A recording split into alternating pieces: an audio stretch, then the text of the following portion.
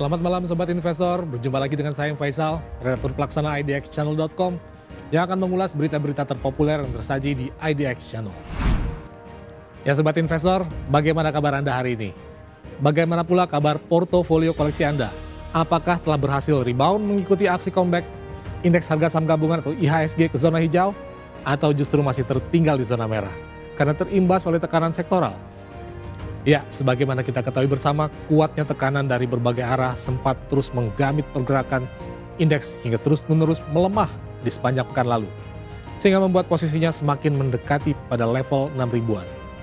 Kondisi tersebut rupanya mulai mengusik kalangan pelaku pasar yang mulai tampak aktif dalam mode aksi beli dengan memanfaatkan posisi sejumlah saham pilihan dan potensial yang diyakini telah dalam posisi bottom. Dengan asumsi tersebut, maka bagi pelaku pasar, risiko yang tersedia jadi demikian minim atau bahkan mendekati nihil. Lantaran dengan posisi harga yang telah berada di level bottom, maka kemungkinan yang ada tinggal dua. Stuck di posisi tersebut lantaran minim sentimen positif atau beranjak naik dengan ditopang oleh kondusivitas pasar. Dua opsi yang bagi pelaku pasar cukup aman, lantaran tidak berpotensi menggerus cuan. Meski demikian, dengan tren menghijaunya IHSG, bukan berarti deretan tekanan yang dalam sepekan terakhir menjadi pemberat langkah indeks telah sepenuhnya pergi.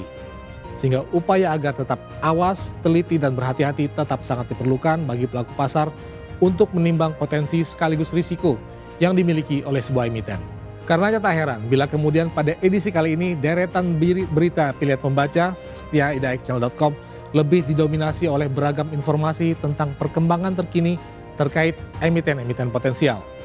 Hal tersebut bisa dimaknai sebagai sinyal bahwa pelaku pasar sudah mulai percaya diri untuk kembali membelanjakan dananya di pasar saham domestik, meski tetap harus diyakinkan soal kualitas dari emiten yang sedang dibidik itu sendiri.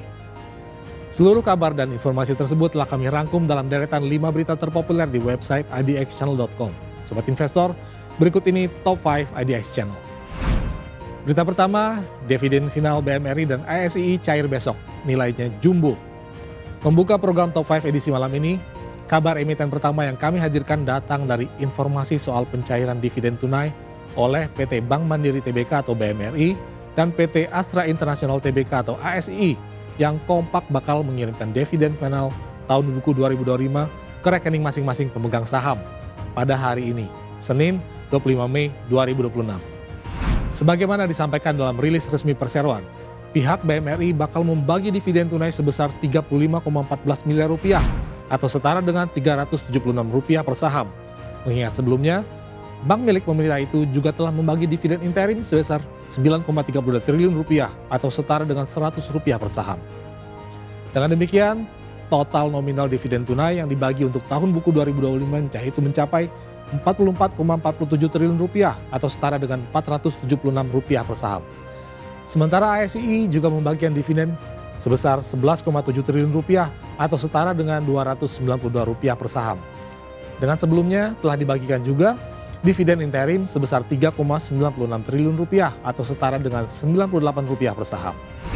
Selanjutnya kita beranjak ke berita kedua, disebut bakal diakuisisi oleh Harita Group, begini respons Minahasa Membangun atau HBAT.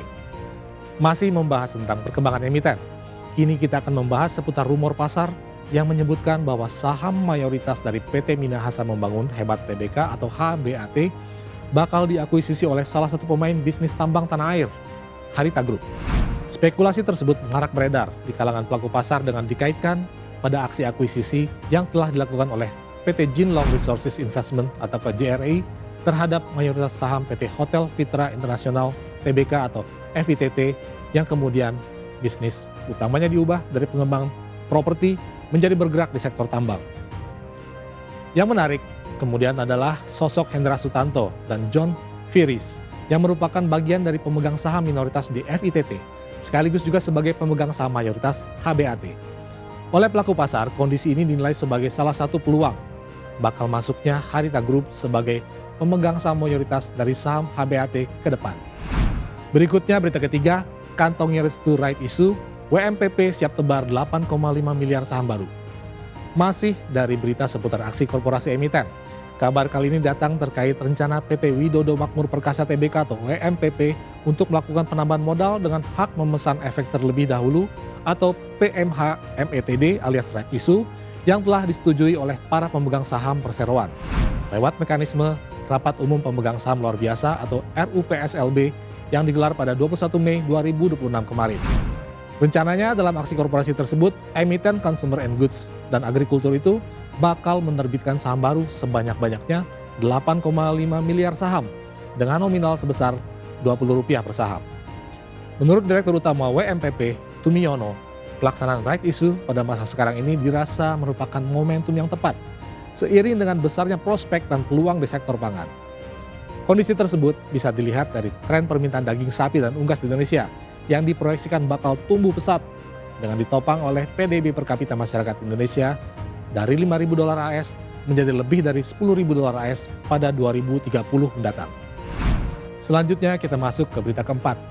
Pevindo sematkan rating ID44 Plus untuk Elnusa atau Elsa, outlook stabil. Masih soal perkembangan terkini dari bisnis emiten. Kini informasi datang dari PT Pemeringkat Efek Indonesia atau Pevindo yang baru saja menyematkan rating IDAA Plus terhadap PT Elnusa Tbk atau Elsa dengan outlook stabil. Menurut pihak Pevindo, peringkat yang baru diberikan tersebut mencerminkan sinergi Elnusa yang kuat dengan grup Pertamina melalui posisi bisnis yang solid di sektor jasa minyak dan gas, serta profil keuangan yang juga sangat kuat. Namun Pevindo juga mengingatkan bahwa peringkat tersebut masih dibatasi oleh paparan perseroan terhadap dinamika harga minyak mentah global, serta risiko terkait transaksi energi yang sedang berlangsung. Dalam hal ini, Pevindo juga menyatakan bahwa posisi peringkat tersebut dapat dinaikkan jika memang PT Elnusa Tbk secara signifikan dapat memperkuat posisi bisnisnya yang ditunjukkan oleh pertumbuhan pendapatan dan EBITDA yang cukup signifikan dengan tetap mempertahankan rasio struktur permodalan yang konservatif dan proteksi arus kas perusahaan yang kuat secara berkelanjutan. Terakhir berita kelima, CGAS berpotensi molor merealisasikan bisnis LNG di Karawang. Menutup program Top 5 edisi hari ini, kabar kurang bagus datang dari PT Citra Nusantara Gemilang Tbk atau CGAS yang baru saja terpaksa memanjangkan jadwal pembangunan liquefied natural gas alias CNG. Proyek tersebut sebenarnya sudah memperoleh alokasi gas bumi dari Kementerian Energi dan Sumber Daya Mineral atau SDM sejak Juli 2025 lalu. Alokasi tersebut diberikan melalui surat penetapan gas bumi untuk monetisasi gas dari sumur galian di wilayah kerja terkait. Selain itu, pengembangan proyek LNG juga telah dibahas bersama Direktorat Jenderal Minyak dan Gas Bumi, SKK Migas, Pertamina EP, dan CGAS dalam rapat 28 Februari 2025 lalu terkait rencana pemanfaatan dan pengembangan gas bumi. Demikian Top 5 IDX Channel edisi kali ini. Saya Faisal pamit undur diri. Harap diingat bahwa segala keputusan pembelian maupun penjualan saham sepenuhnya berada di tangan Anda, sobat investor. Pantau terus berita ekonomi, bisnis, dan pasar modal hanya di IDX Channel TV, idxchannel.com, dan media sosial IDX Channel. Sampai jumpa.